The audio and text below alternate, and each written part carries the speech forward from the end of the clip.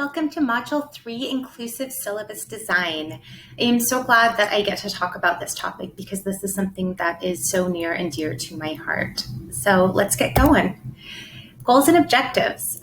Really want to be thinking here about how policies, language, and the visual design of the syllabus contribute to student understanding and engagement, and then kind of equip us to start building inclusive and accessible syllabi. Okay, course policies. So these are things that we want the course policies to be aligned with the course learning outcomes. And so when we think about what those kinds of policies are, thinking about our attendance policies, our textbook decisions, and we'll get into these a little bit later, grading policies, camera policies, which is a cousin, I think, of laptop policies and other digital tools. Are we allowing those things in the classroom? Why or why not? Surveillance and technology. We'll talk a little bit about what our policies, what we might be communicating when we use or choose not to use certain technologies. And then just want to talk a little bit about what is a syllabus.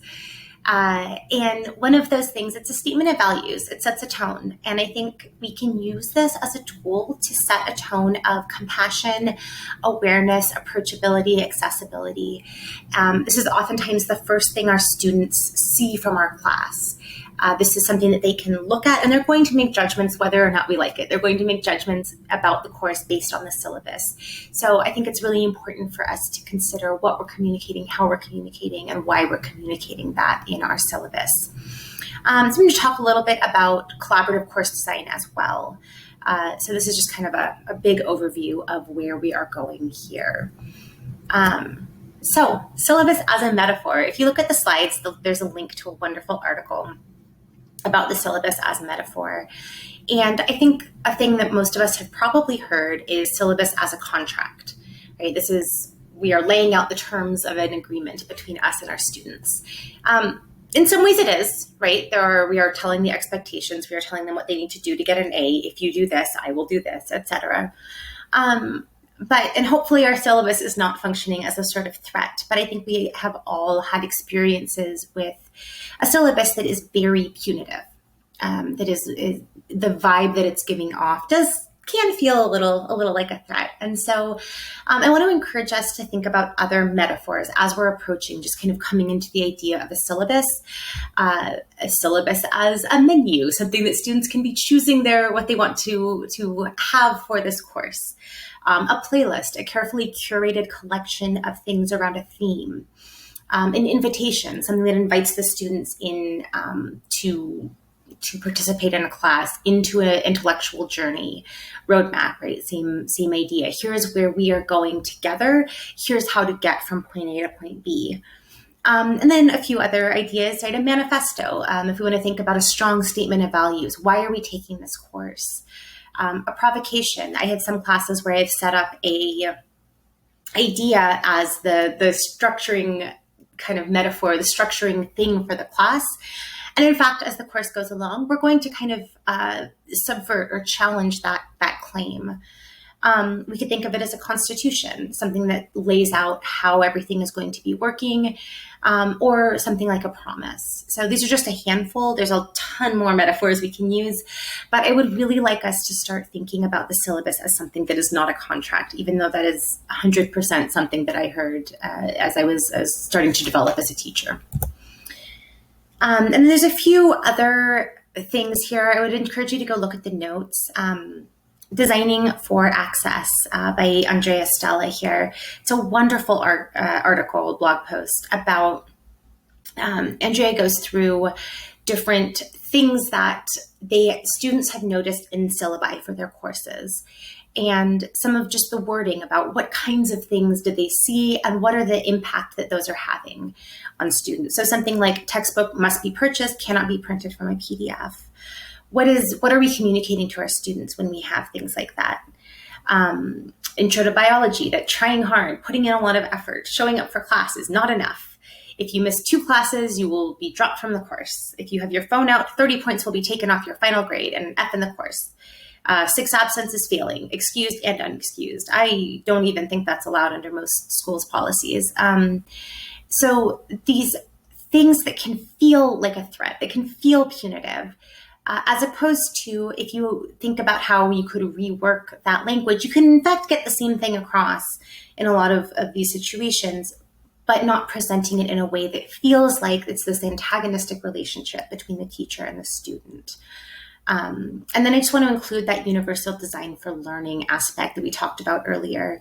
When you have these very sort of draconian policies, this class becomes less and less accessible to students who are coming from a wide range of backgrounds.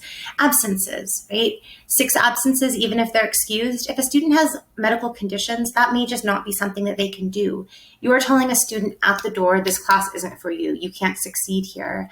As opposed to something like a attendance policy that, after such and such number of unexcused absences, I reserve the right to adjust your grade.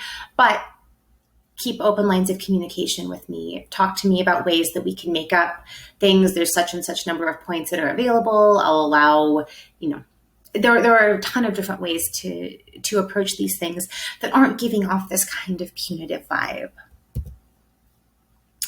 So getting into some of the specifics here, attendance policies. What's our goal? Right? We talk about kind of learning objectives for a course, that we want to be focused on the ends, right? The kind of teleological thinking about a class. And what's the goal of your attendance policies? Is it incentivizing or is it punishing? There are ways that you can do attendance where students are getting points for every course or class they attend. I have had courses where you get 5 points every class that you show up to, as opposed to I'm taking points away every time you're not there. These kind of 6 and you fail, 2 and you drop the class, those come across as very punitive. This is not incentivizing necessarily what we want to incentivize. And the same idea with attendance versus participation. Why is it important that the student be in your class? Is this a heavily discussion-based class? And the attendance is important because a lot of the learning is happening in those conversations. We can tell students that, as opposed to just saying two absences and you fail. It's really important because a lot of your papers will be better if you've had the chance to have those discussions. The learning really happens in the conversations we're having. That's why it's important to me that you attend class. And it's important to me that you participate. Being there, just sitting there and listening to me talk to you, that's not what's important to me. What's important to me is that you are engaging with your classmates and being part of the classroom community, right? So there are a lot of different ways that you can word this, that you can formulate this, that is communicating something different to the students. Textbook decisions. We saw a few slides back, you cannot print out a PDF. Well, books are very expensive. And a lot of times there are some books that we just need to have. The class needs this text and it's the only one that's available. Think about how that may also be off-putting to students, where cost is going to be a burden or is going to be an obstacle to their participation, right? Making sure that you put desk copies available in the library, thinking if there's department funds, micro grants. The wording on my syllabus is, it's important to me that you buy these books for this reason. I want us to be able to do close reading of the text. So I need you to be able to bring something, and an audiobook won't work well for this reason. If there is a problem with that, come talk to me. There are ways that we can help support you. There are ways that we can help make sure that you have a copy of a book. A lot of times I have an extra copy of a book I can loan a student. And not only does that make the class more accessible, but it communicates that you're aware that some of our students, money is a real concern. Some of our students, it's not, right? In any class, you're going to have a mix of students. But if you make sure that the class is accessible to everyone, students that aren't worrying about money, cool, they'll continue not worrying about money. But students who are worried about money, this lets them know that you understand where they're coming from. And that's across the board something that I try to really communicate to students. I talk about part-time jobs I worked in college. I talk about, right? So making it clear to students that you understand that textbooks are expensive, you have thought about it, you're using certain open access materials, you are helping students generate material for themselves so that there will be more free and open access content that you can use in the future. So there are a lot of ways to approach the ideas around textbooks. But with all of these topics, I cannot stress enough being transparent in your discussion, in your announcements, in your wording is so important, because if you are assigning an expensive book with no explanation, as a student in that class, I'm going to think that you just don't care. I was told as a student that, you should be able to afford all of the books for this class, with no understanding that, a lot of us were working jobs, lots of part-time jobs to pay for our textbooks and things. So that is a place where you are communicating a lot of things that you maybe don't think that you're necessarily communicating. Grading policies. We will be talking about assessment in a later session. But I just want to talk about, because it shows up on a syllabus, thinking about a lot of different ways that grading can happen. Participation grades, that's a great place for some transparency, as opposed to, I will just from on high be assigning a number to what I think your participation was, talking about how they can get that. We'll talk about contract grading and choose your own grading adventure and self-assessment in a later session. But the thing that I really want to talk about here is, what do your policies promote? What values do they communicate? And this is such a through line for all of the things that we're talking about in this module. Are you promoting risk-taking? Are you promoting growth? Or are you communicating this kind of punitive version? And one of the things that I love is I've done a lot of work with kind of gamification, where you're starting at 0 points and you're working your way up. And that just shifts the policy, or shifts the mindset from everyone starts with 100%, and every time you do an assignment, you're losing points. That is putting people, they're defensive, they're scared, they're not going to take risks because they're losing points. As opposed to, we start with 0 points, and every assignment we do, we get more points, and we're working up to a goal. That reorients the idea of what learning is. I have a million thoughts about surveillance and tech, and I know that some people it is out of their control. They're required by their university to use some of these things, and that is what it is. But I would encourage you to really think carefully about the use of surveillance software. This related to camera policies, if you're still going to be teaching online. We are in this era of Zoom classes and things, we have really encroached on students' personal living spaces, their privacy, and exam software and some of these very eye-tracking things. They are, first of all, extremely not accessible. They are not particularly in line with universal design for learning principles. And they suggest from the start a very antagonistic relationship between teacher and student. The student is going to cheat, and I'm going to catch them. I do not like the idea of coming out the gate with the idea of policing my students. That's not what I am here to do. Moving away from, if students are doing take-home exams, it has actually been great for me to have to think about what I really want to test. And do I want to test rote memorization? Do I want them to regurgitate facts for me? Or do I want to do something better with those exams that are going to be harder to cheat? So if I am worried about cheating, that I don't have to really, because I'm doing things that are very hard. I'm asking students to do higher level synthesis, analysis that is very hard to cheat on anyway. And then the last thing I would say, when we encourage this online personas bit here, just to be, when we start to ask our students to participate in an online world as part of our class, we're going to be on Twitter, we're going to be on whatever, on social media. Great, but have an awareness that our students have an online self, and there are a lot of reasons that a student might be concerned about blending their personal outside of the classroom life and their student life. So I make a real point that make a new Twitter account for this class. I don't want to see what you're doing elsewhere. If we're doing something that involves social media, just make a new account. You don't need to have all of your conversations about other things in your life be so clearly visible to your instructor. And then again, just what are you communicating with all of these? What does it tell your students when you are constantly telling them that you're sure they're cheating and you're going to catch them with software? Language. So just again, I use a lot more, we will do this, you will learn this, as opposed to this kind of terms of service-y language. So just thinking about I have used a lot more first person. We are going to learn about these topics. We are going to engage in some really difficult conversations. And I think it makes a difference. I have my own personal versions of course policies that do what I need, right? There is Title IX wording that needs to be there. It's there in its form. Some of that needs to be there.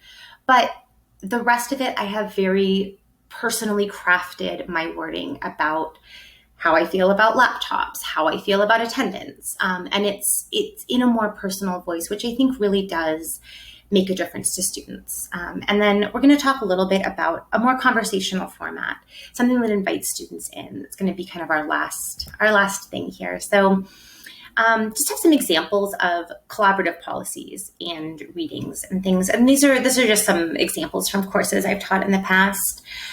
Letting students be part of the creation of what are we doing in this class.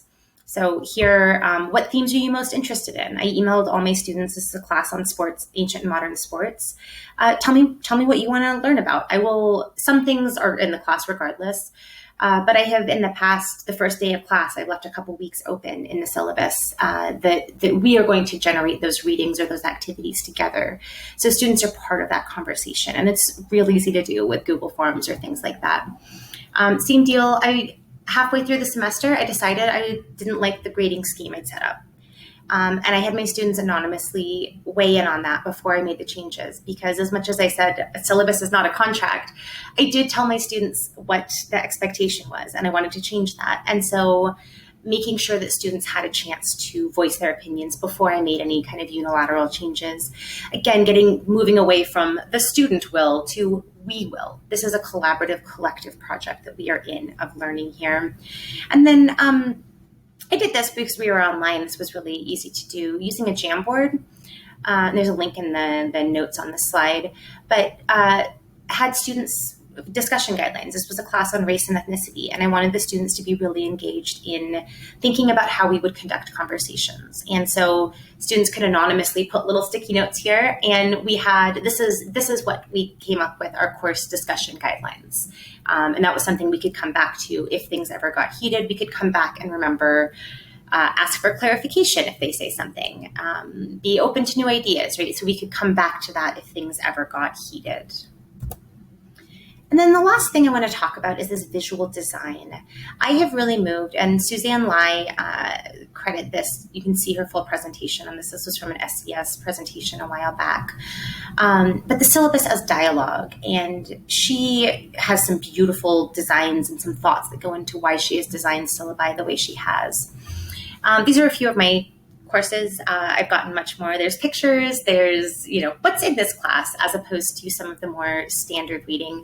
And I'll make any of these available if anyone is interested. But having pictures, having colors, just trying to make a more exciting look, as opposed to something that is just, here's the terms and conditions for this class, but something that makes it exciting.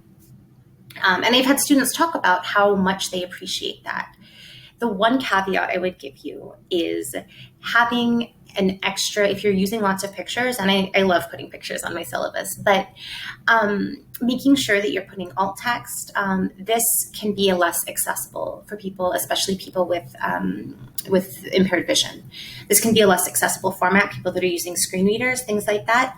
So really making sure that you have either another version available or you're using alt text very carefully for all of your different images and things. And there are some resources online you can throw a document through, and they'll flag any accessibility issues for you on that front. So we have a worksheet that just asks you to kind of go through reflecting on, and this is something that anytime I'm doing a new class or revisiting a class, kind of just go through and ask these questions. And oftentimes having someone else look at it. This is why we're doing this kind of syllabus workshop as a part of this module that Ellen discussed in her video. It's really good to have an outside set of eyes as well. But just thinking about the policies, the language, the accessibility, and then just sort of general strategies to make courses more inclusive, accessible, and more welcoming. There is no right way to do any of these things, but I think it can be really, really useful to see what other people are doing and get some inspiration. I have stolen so many things on my syllabus from looking at other people, seeing how they have done their syllabus, and improving mine. Each new iteration, I like to think, is a little bit better and a little bit more welcoming, more inclusive, all of those things. So I look forward to discussing all of these with you in the reflections.